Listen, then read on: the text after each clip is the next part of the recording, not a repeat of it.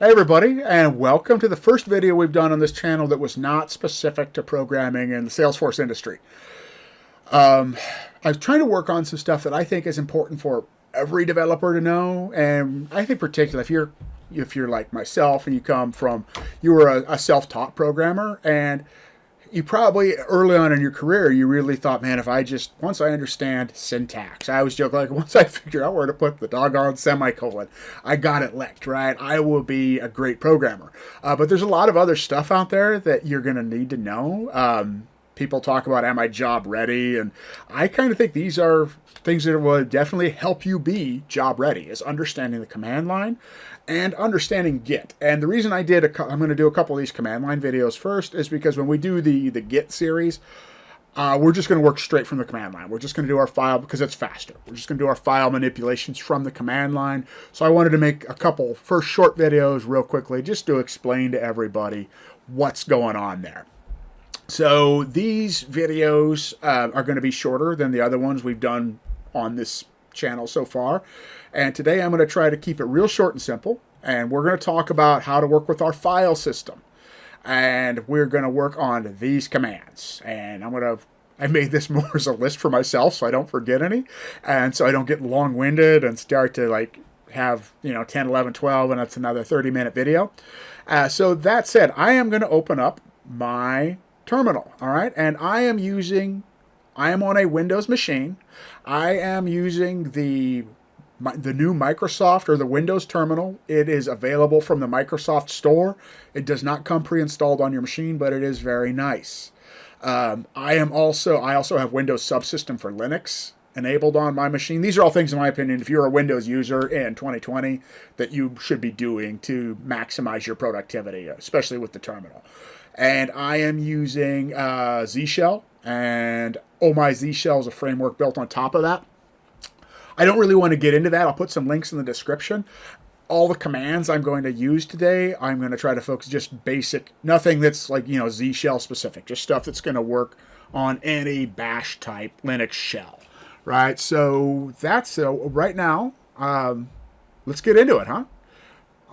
First thing we want to do, and our first command is pwd, print working directory. And pwd, and hit enter, and it's going to tell us, it just tells us where we are. And right, it's the same thing I had in my prompt. So in this case, not super useful, but pwd is an essential command. Almost every time I change directories, I run pwd just to make sure I'm really where I thought I would be. Another very nice, useful thing, even though I didn't put it in the slide, is man. So I also want to stress that auto-completion you see going on there is a Z Shell plugin feature that says, hey, I bet you want to see man pwd, and it's trying to do it for me. But let's just say we type that in, man pwd, and we'll go to the manual page, right? So any command has got these man built-ins, right? So you can go in and you can read through the documentation. We're just going to hit Q to get out of that right now. Okay, so I am on my WSL directory on my C drive on my Windows machine, right? Now I actually want to see what are the contents of this. All right, so I'm going to run ls. And ls is just going to give me the contents of the current directory that I am in. Typically, you're going to have some sort of a syntax highlighting. So right here, like if it has this green around it, I know that is a directory. I know if it does not have this green, like here, that is a file. You could also do something like ls minus capital F, and it's going to print the slashes on the end there if you want a little extra emphasis that is indeed a directory. But ls just shows us the contents of the directory that we are in. So now what I want to do is I actually want to create a directory from my command line. So I'm going to use the command mkdir, and I'm going to type in, so Z Shell's helping me out because I made this earlier when I was practicing for this video. I'm going to create a directory called learn the command line. But the thing which is mkdir is the command for make a directory, right? So now let's do ls again. And we can see, right, I am on learn the command line. So I want to emphasize also real quick, you have your up arrow and your down arrows that let you scroll through your command line history, all right? So you can go up and down. So if I wanted to go back to something I just did a couple commands ago, right, I can do that. Saves you a lot of typing. Honestly, I'm a programmer. I think a lot of typing is probably, like most of us, can be very tedious. Anything I can do to save myself keystrokes. And so when I was first learning the command line, it seemed very inefficient to me. Right? It was way faster to just go reach for the mouse. And some of that was I didn't understand the arrow keys, and I certainly did not understand your tabbed autocomplete. So if I wanted to... So now that I've created that directory, right, I'm going to say, so I want to change directories into it. And I've got CD, which is change directory. And if I could just type learn dash the dash. That is awful. And I'm probably going to make a typo along the way, right? That's no way to, right? Hey, there's no such file or directory. Learn the command. Again, no way to live, right? So let's do CD. Well, all we really have to do is give... the shell just enough letters to kind of figure out what we're trying to go to. And then hit tab. And look, it just auto-completed that for me. So now I am in my learn the command line directory, right? Do pwd again. There we are. So we are in, if we do ls, I can see that there are no files in there. So if I wanted to get out, again, so because we're using, remember, we use pwd to show us the working directory, and we use cd to change our directory. So we've changed into, but what if we want to go up a directory? All right, cd ... That will take us up a directory. Now we are back, right? We're back in our WSL, or what I call my Windows Subsystem for Linux directory. I want to get back into my learn the command line. Let me go through with my arrow keys.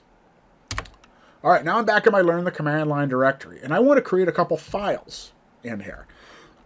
You can do that with the touch command. So I'm going to say touch markdown.md. Because we saw earlier, this was an empty directory, and I'm going to say touch text.txt. All right.